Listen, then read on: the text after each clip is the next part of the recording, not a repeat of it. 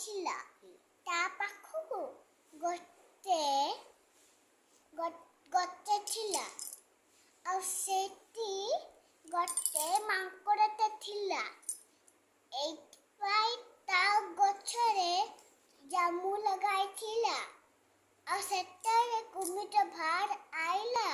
ସେତେବେଳେ ତଳେ ସବୁ ପଡ଼ିଥିଲା, ଏସବୁ ଖାଇଲା।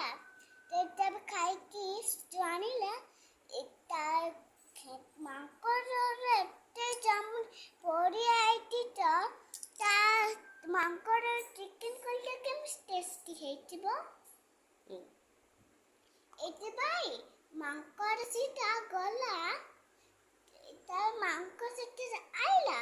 ସେଠାରେ କୁମିର ସିଧା ଗଲା ଦୌଡ଼ି ସିଧା ତା କାନ୍ଧରେ ବସେଇକି ମାଙ୍କଡ଼କୁ ନେଇକି ଗଲା।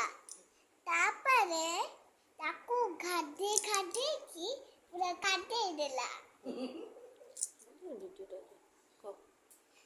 ତାପରେ ସିଧା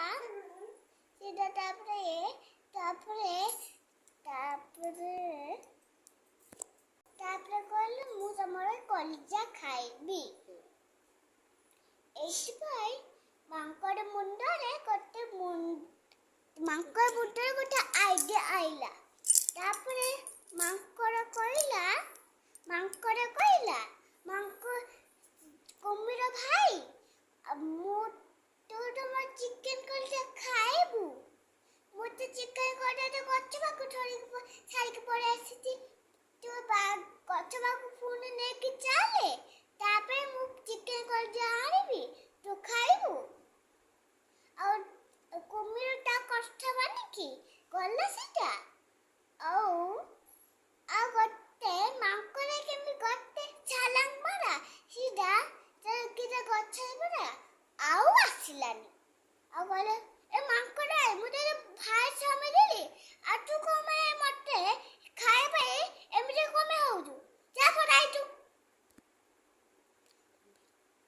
କୁମ୍ଭୀର ସିଧା ରାଗିକି ସିଧା ପାଣିରେ ପଳେଇଲା।